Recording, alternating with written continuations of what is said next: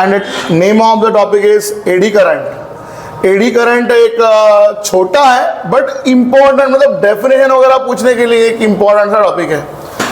Define eddy current, give its uses या define eddy current. क्योंकि नाम से बहुत सारे बच्चों को ऐसे लगता है कि एडी करंट क्या है, कुछ लोग तो पढ़ते ही नहीं है, अपने ही मन से एडी करंट को एडा करंट कुछ भी लिख देते हैं। ऐसा वैसा नहीं है। What is eddy current? तो सबसे पहले आपको बता दूं व्हाट इज एडी करंट।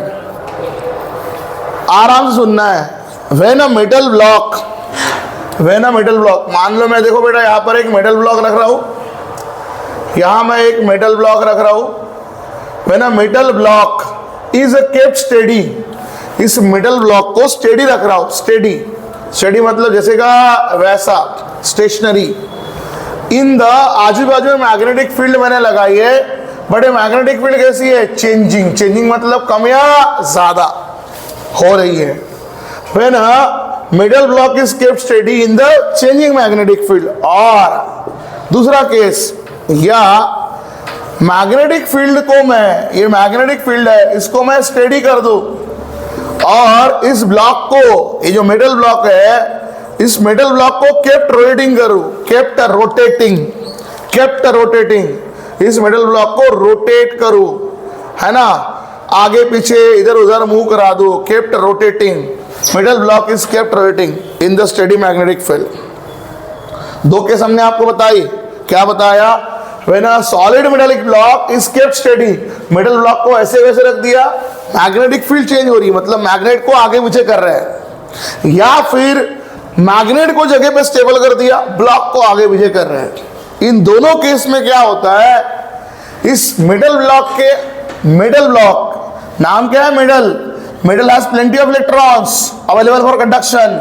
तो इस मेटल ब्लॉक के अंदर के इलेक्ट्रॉन मूव करते हैं inside the block. Likewise the eddies form on the water surface. Eddies मतलब क्या? ये हिचकोले जो पानी की बनती है, वेव्स जो पानी पे बनती है। इन दोनों केस में रिपीट बोल रहे हैं, इन दोनों केस में, दोनों केस कौन सी केस? जब आपने मेटल ब्लॉक को स्टेडी रखा, मैग्नेटिक फील्ड को चेंज किया, मैग्नेट को आगे पीछे किया, या मैग्नेट को स्टेडी रखा, मेटल ब्लॉक को आगे पीछे किया। दोनों केस में होता क्या है? इलेक्ट्रॉन जो ब्लॉक के है, मेटल ब्लॉक के अंदर सर्कुलेट करते हैं, ट्रैवल करते हैं इनसाइड द ब्लॉक। बट कैसे ट्रैवल करते हैं? Likewise eddies form on the water surface, and इसलिए उस करंट को बोलते हैं एडी करंट। सर इलेक्ट्रॉन सिर्फ ट्रैवल कर रहे, करंट कहां से बना? अरे बेटा, moment of charge develop the current. Electron अगर मूव करेगा तो क्या जनरेट करेगा? करंट जनरेट करेगा। तो क्योंकि यहाँ के इलेक्ट्रॉन कैसे सर्कुलेट कर रहे हैं? It is flowing like the eddies form on the water surface, and इसलिए उसे बोला जाता है एडी करंट। ये था how it is created. Eddy current बनता कैसे है, उसका क्रिएशन हमने आपको सिखाया। अगर आपको डेफिनेशन लिखना है तो इतना लंबा डेफिनेशन आप नहीं लिखोगे, आप डेफिनेशन सीधा लिखोगे। आप सीधा डेफिनेशन लिखोगे, द सर्कुलेटिंग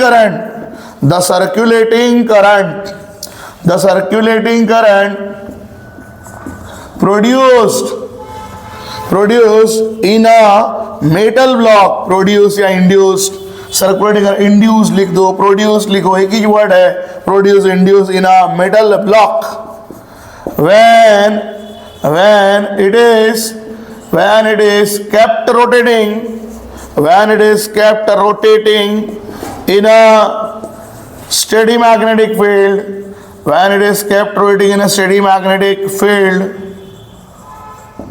or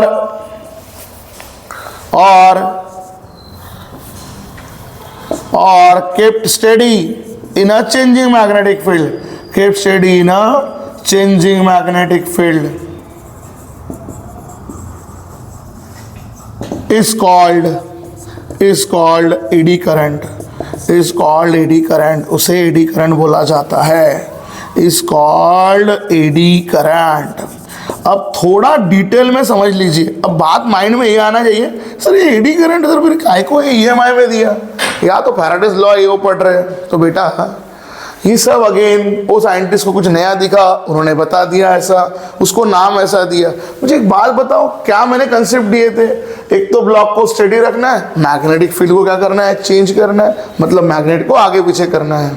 या फिर दूसरे केस में क्या किया, मैग्नेट को स्टेडी रख दो, ब्लॉक को रोटेट करो। दोनों केस में हो क्या रही है, मैग्नेटिक फ्लक्स क्या हो रही है, चेंज, मैग्नेटिक फील्ड लेंथ क्या हो रही है, चेंज। तो ये भी करंट कौन सा है, ये भी करंट वही है ईएमआई वाला जो फैराडेस ने बताया था। सिर्फ इन्होंने एक्स्ट्रा क्या देखा, इन्होंने एक्स्ट्रा ये देखा कि वो मेटल का अगर ब्लॉक है तो उसके अंदर के इलेक्ट्रॉन कैसे सर्कुलेट करते हैं, it is circulate likewise the eddies form on the water surface, और इसलिए इन्होंने नाम क्या दिया, एडी करंट। अदरवाइज अगर आप ध्यान दोगे तो ये कौन सा करंट है, वही ईएमआई का माइकल फैराडेस वाला मैग्नेटिक फील्ड के चेंजिंग कारण बनने वाला करंट है, इंड्यूस करंट है।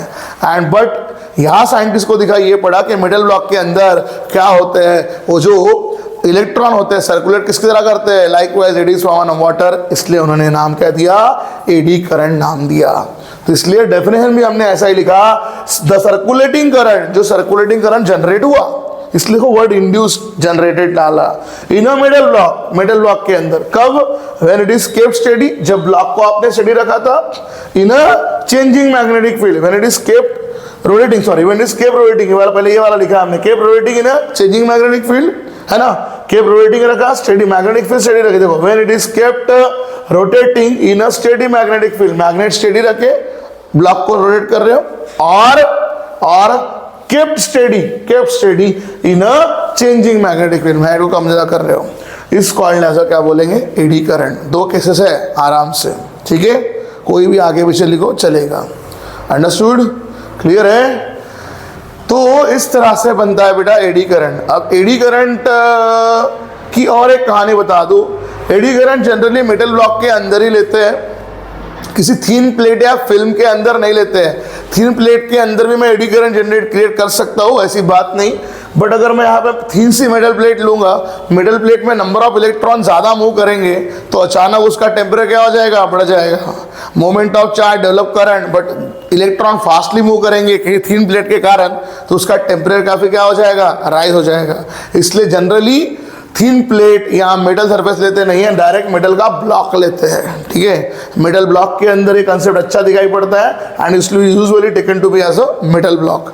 थीन मेटल प्लेट के अंदर इलेक्ट्रॉन बनेगा, सर्कुलेट भी करेगा, लेकिन उसका टेम्परेचर काफ़ी बढ़ सकता है मेटल का, इसलिए मेटल ब्लॉक ले जाता है। अब आगे बात आती है कि एडी करंट के यूजेस कहाँ पर है, अभी निकाल तो लिया, बट एडी करंट का यूज कहाँ पर है।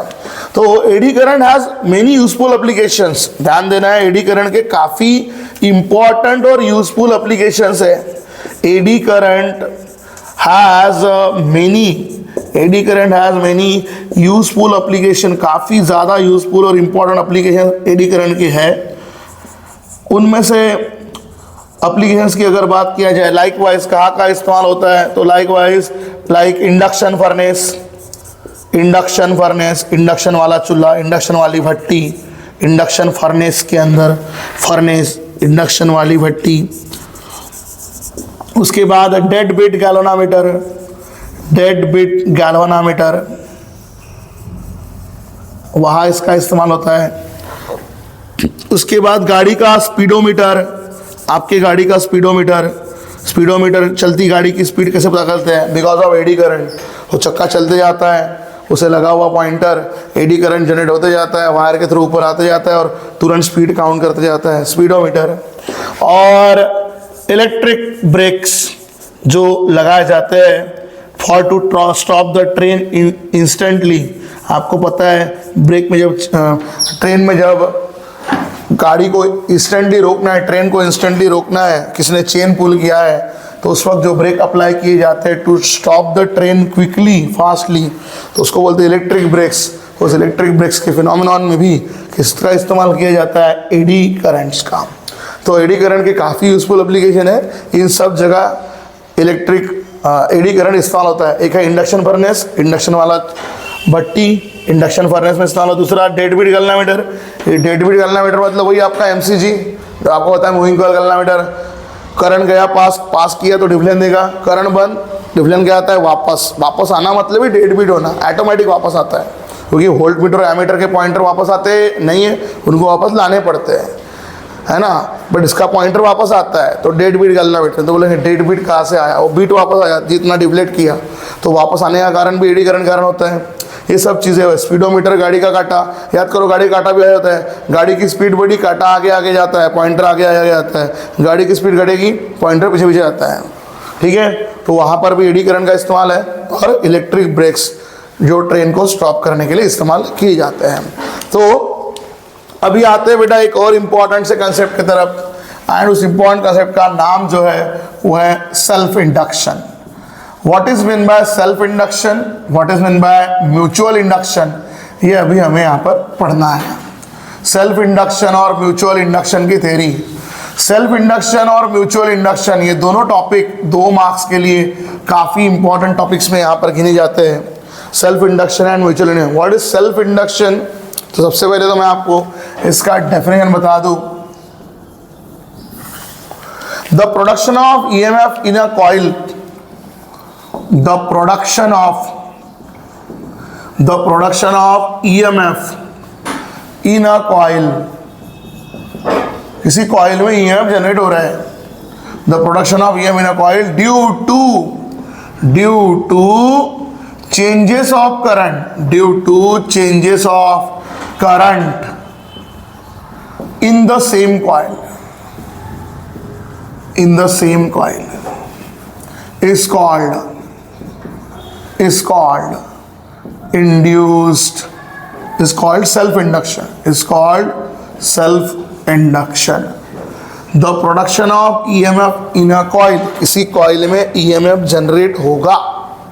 किसके कारण ये जनरेट होगा, due to changes of current in the same coil, उसी कॉइल में करंट का चेंज आ रहा है, तो करेक्ट, उसे बोला जाएगा सेल्फ इंडक्शन, उसे बोला जाएगा सेल्फ इंडक्शन। अब इसके लिए देखो क्या बोला बेटा, production of current in a coil, एक कॉइल है, in a coil, due to change of current in the same coil, current भी वहीं पे होगा। तो अभी हम क्या कंसेप्ट ले रहे हैं, सुनो मेरे तरफ। कंसीडर, मान लो मेरे पास एक ऐसी कॉइल है, कंसीडर कॉइल, एक कॉइल है, कैरिंग अ करंट आया, इसके अंदर करंट जा रहा है ना, और करंट चेंजेस हो रहा है, the current changes from, change हो रहा मतलब बढ़ रहा है या घट रहा है। तो आपको पता है जिस अभी जब हमने फैराडेस का प्रूफ जो पढ़ा था वहां पर देखा था, किसी कॉइल में या कंडक्टर में जब करंट जाता है तो उस सराउंडिंग में, उसके सराउंडिंग में क्या बनती है, मैग्नेटिक फील्ड। क्या बनती है, मैग्नेटिक फील्ड। सराउंडिंग में यहाँ बनता है मैग्नेटिक फील्ड, और मैग्नेटिक फील्ड अगर है तो यहाँ अनडाउटेडली अंदर में उसका मैग्नेटिक फ्लक्स भी होगा, magnetic flux phi.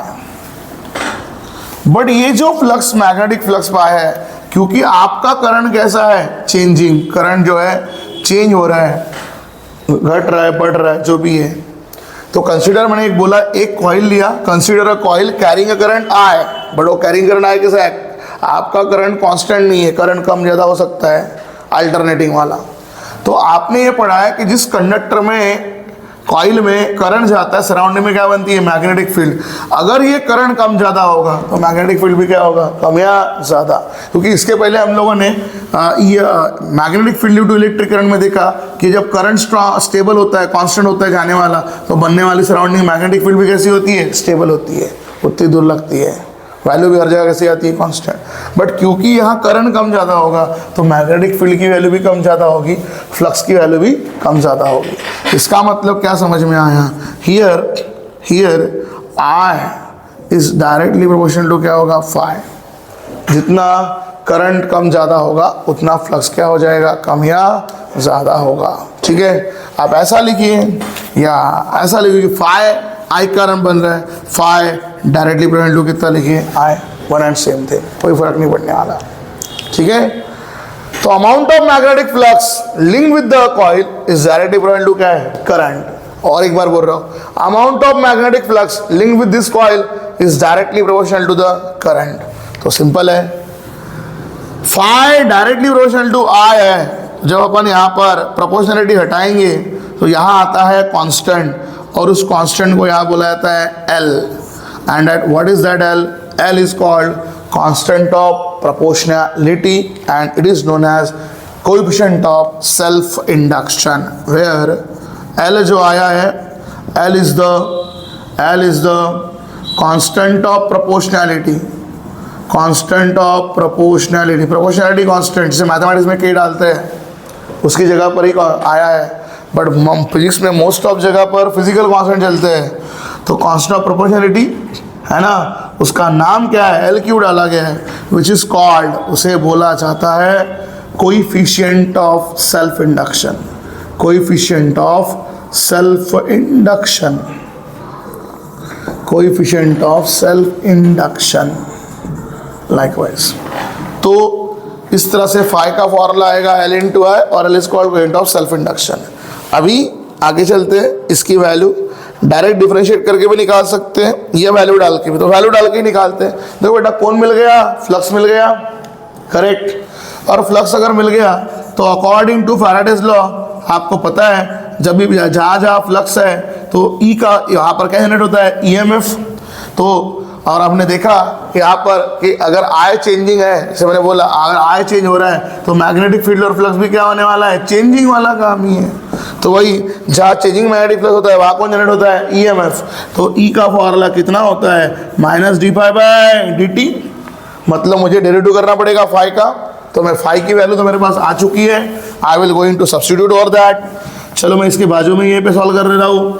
Therefore from equation number 1 क्या होगा? E is equal to minus d d t of phi. What is phi की value? Phi is equal to L into I. और जैसे अभी आपको पता है डेरिवेटिव मोस्ट ऑफ टाइम आपको समझाया गया है, आप क्या कर रहे हो? डेरिवेटिव कर रहे हो टाइम के साथ, किसका? एल इंटू आई का। What is L? L is a constant. Constant का डेरिवेटिव के साथ कोई लेना देना नहीं, कांस्टेंट क्या हो जाएगा? बाहर। डेरिवेटिव के साथ लग रहा है टाइम, टाइम के साथ कौन बदल रहा है? करंट। ये current is changing, current change हो रहा है तो फ्लक्स चेंज हो रहा है फाई। तो जैसे d phi by d t था, फाई किस कारण बदल रहा है? आई के कारण, करेक्ट है। तो एल हो जाएगा कांस्टेंट, एल क्या निकलेगा? बाहर। जो आप डेरिवेटिव में पढ़े हो कांस्टेंट चीज़ बाहर निकल जाती है, जिसका फंक्शन है एक्स का फंक्शन एक्स का डेरिवेटिव होता है। तो मैं वही समझा रहा हूँ कि यहाँ करंट किसका फंक्शन है? टाइम का। तो ये करंट किसका बदलेगा? टाइम के साथ। तो एल निकलेगा बाहर और फॉर्मूला बनेगा into d I by d t. तो इस तरह से E is equal to minus L into d I by T.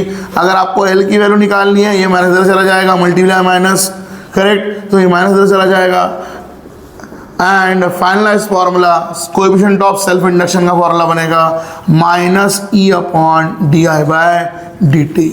तो इस तरह से एल का फॉर्मूला बन रहा है minus E by d I by d T.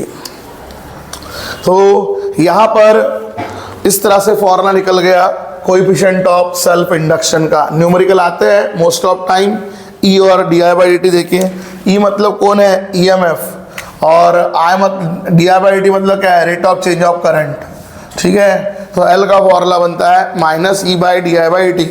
Numerical के लिए लगाते वक्त फॉर्मूला मैग्नीट्यूड में लगता है, वही फॉर्मूला लगाया जाएगा मैग्नीट्यूड में, मतलब पॉजिटिव में, ठीक है। तो मैं वो भी लिख दूँ इन मैग्नीट्यूड। अगर आप न्यूमेरिकल में लगाने की कोशिश कर रहे हो तो इन मैग्नीट्यूड यही वैल्यू आपकी L is equal to E by d I by d t बन जाएगी फॉर न्यूमेरिकल केस, ठीक है। बट ये इतना जरूर याद रखना है कि सेल्फ इंडक्शन में हुआ क्या, क्योंकि इसके बाद पढ़ने वाले म्यूचुअल, है ना। सेल्फ में क्या हुआ?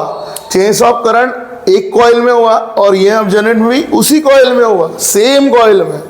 ये अब जनरेट भी सेम कॉइल में हुआ, कोई दो कॉइल नहीं थी। तो यहाँ पर change of current in a same coil, ये अब generate also in a same coil है, ठीक है। अब हम आ रहे हैं दूसरे टॉपिक के तरफ, सेल्फ इंडक्शन के बाद, जिस टॉपिक का नाम है म्यूचुअल इंडक्शन। Mutual induction. तो सर म्यूचुअल इंडक्शन में क्या नाम ही बेटा म्यूचुअल, जैसे हम बोलते ना एक दूसरे को, अरे हमारी म्यूचुअल अंडरस्टैंडिंग आपकी होनी चाहिए, आपने म्यूचुअल अंडरस्टैंडिंग रखनी चाहिए। म्यूचुअल मतलब एक दूसरे के साथ। तो म्यूचुअल मीन्स क्या? म्यूचुअल इंडक्शन तब होगा जब यहाँ पर दो कॉइल होगा। Consider a coil coil experiment of Faraday. मान लो बेटा मेरे पास दो कॉइल हैं, एक कॉइल ये वाली, एक कॉइल बाजू सराउंडिंग वाली, कोई भी एक नेबरिंग कॉइल, कोई फर्स्ट सेकंड बोलना नहीं है, इसका नेबर ये, इसका नेबर है, करेक्ट। और अभी क्या होगा, अभी क्या होगा, तो सुनिए इसकी डेफिनेशन क्या बोलती है।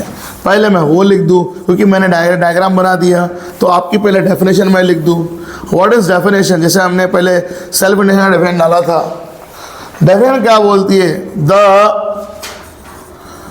द प्रोडक्शन ऑफ, देखो सेम डेफिनेशन था, प्रोडक्शन ऑफ, ध्यान देना है सेल्फ पे क्या लिखा था, प्रोडक्शन ऑफ ईएमएफ, ईएमएफ बदले बनेगा इन अ कॉइल, किसी कॉइल में due to change of current is same coil. देखो वही बताया मैं कि एल का फॉर्मूला क्या आया, ईएमएफ भी उसी कॉइल का और चेंज ऑफ करंट भी उसी कॉइल का, E by d I by t, production of EMF in a coil due to change of current d I by t in a same coil.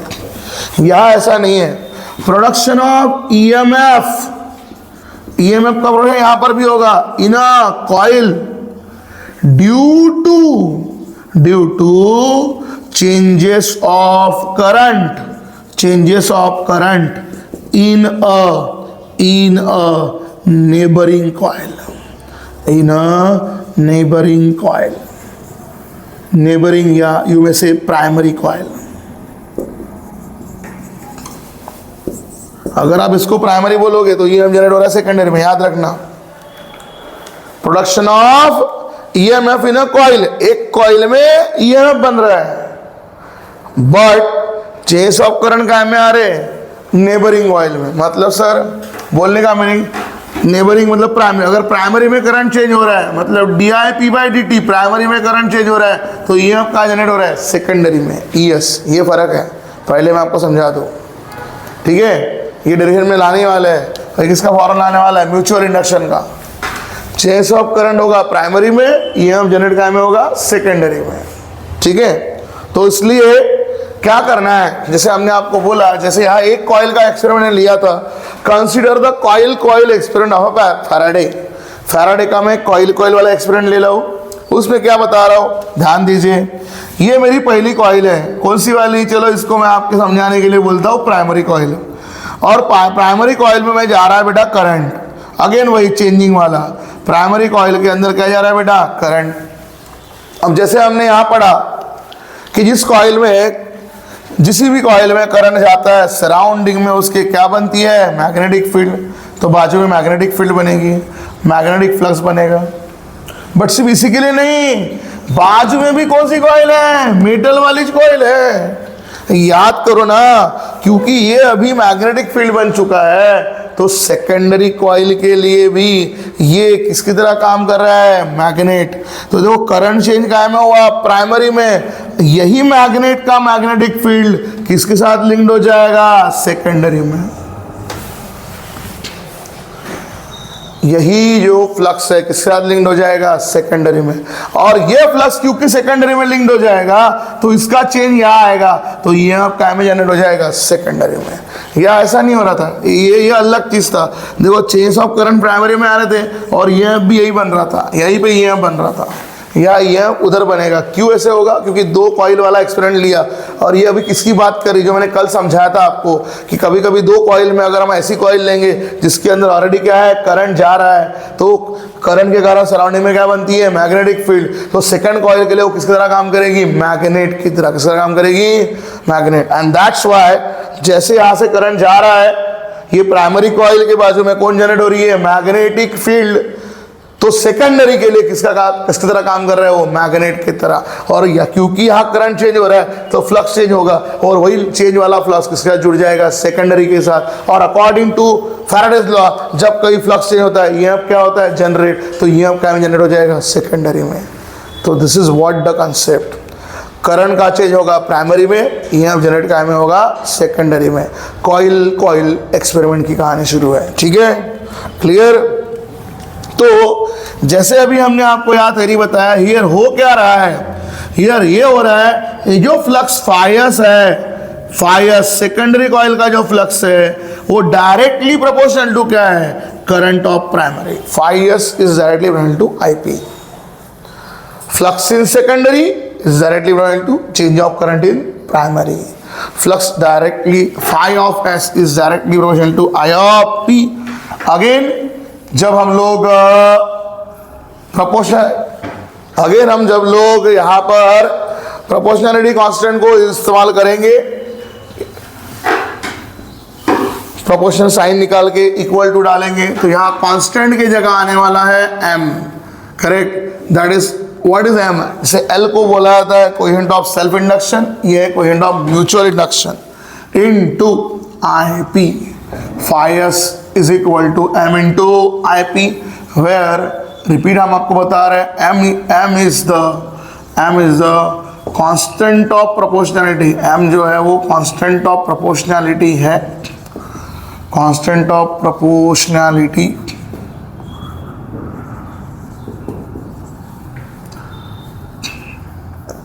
Constant of proportionality which is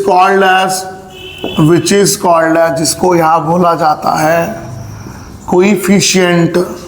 coefficient of mutual induction. जैसे वो self induction था, ये coefficient of mutual induction है, ठीक है। तो अभी क्योंकि याद करिए phi s है, IP है और दोनों चेंजिंग है, और फ्लक्स अगर चेंज होता है, जैसे हमने आपको बोला अगर फ्लक्स चेंज हो रहा है तो कौन जनरेट होता है? EMF। तो वापस बेटा यहाँ पर लग जाएगा हमारा अकॉर्डिंग टू फैराडेज लॉ का कंसेप्ट यहाँ पर लग जाएगा, जिसको करेक्ट किया था लेंस ने। तो वही हिसाब से आपको फैराडेज लिखो या लेंजेस लॉ लिखो, चलता है, एक ही चीज़ है। E का फॉर्मूला क्या होता है? -dφ/dt।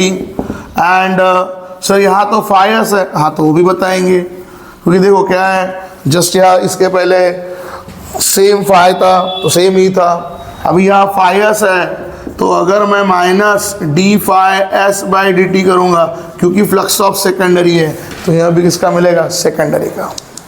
सेकेंडरी का फ्लक्स, सेकेंडरी का EMF, प्राइमरी का फ्लक्स, प्राइमरी का EMF।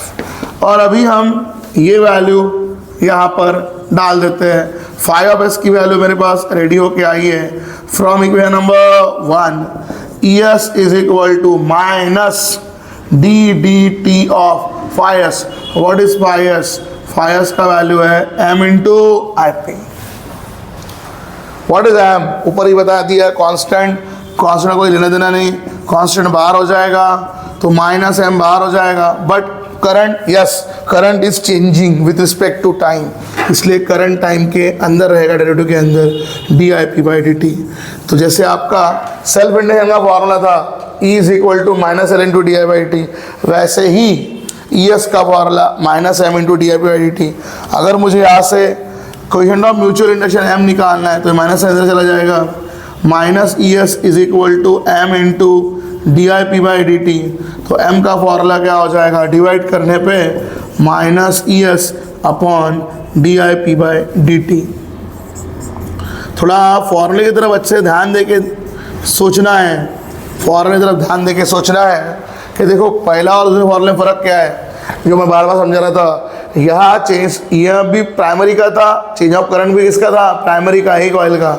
आपके म्यूचुअल में ऐसा नहीं है, ये अब किसका है? सेकेंडरी का। ES है ऊपर में, ये अब है सेकेंडरी का, और अपॉन चेंज ऑफ करंट किसका है? प्राइमरी का। न्यूमेरिकल भी वैसे लिख के आता है। एंड अगेन मैग्नीट्यूड में अगर लगाना है तो जैसे मैग्नीट्यूड में ये वैल्यू पॉजिटिव हो गई, ये वैल्यू न्यूमेरिकल के लिए क्या बन जाएगी? पॉजिटिव बन जाएगी। तो इस तरह से हमारा डेरिवेशन होता है खत्म, समाप्त। और यहाँ पर हम लोगों ने म्यूचुअल इंडक्शन भी निकाल दिया। तो ऐसा टॉपिक पूरा एक्सप्लेन करने को आए तो 2/3 मार्क के लिए आएगा, न्यूमेरिकल आता है तो भी 2 मार्क के लिए आएगा, और हाँ ऐसा डिफाइन आते हैं तो सिर्फ 1 मार्क के लिए आ सकते हैं। इसके सबसे पहले टॉपिक के अंदर आपके पास हमने डेफिनेशन यहाँ पर पुट अप की गई है। तो इस तरह से लेसन काफ़ी इंपॉर्टेंट है। जितना भी हम पढ़ा रहे हैं all are important to board studies. Board में आने वाले मोस्ट इम्पॉर्टेंट प्रीशियस कंसेप्ट को ही कवर कर रहे हैं। कोई भी कचरा वाली चीज़ हमने यहाँ पर रखी नहीं है। जो अनइम्पॉर्टेंट चीज़ है या कुछ ना के बराबर आने वाली चीज़ें सब हटा दी गई है। इंपॉर्टेंट चीज़ों को हम यहाँ पर ले रहे हैं। तो बिल्कुल अपने चैनल पे बने रहे, पूरा ध्यान दे, पूरे वीडियोस को डिटेल में पढ़े। ये सबसे सिंपल और शॉर्टेस्ट पढ़ाई है जो सबसे कम लेवल पे की गई है। अदरवाइज बाकी सब आपको डीप एंड डिटेल में एनालिसिस में अगर जाओगे तो फिजिक्स काफ़ी टफ लगना शुरू करेगा। अदरवाइज फिजिक्स काफ़ी सिंपल है अगर आप इस कंसेप्ट पे जाते हो तो। इतना ही पेपर के लिए आपके इंपॉर्टेंट है, इतना ही चलना है, इतना ही करना है और पूरे मार्क्स एग्जामिनेशन में लेके आने हैं। तो मिलते हैं अगले वीडियो में विथ न्यू टॉपिक के साथ।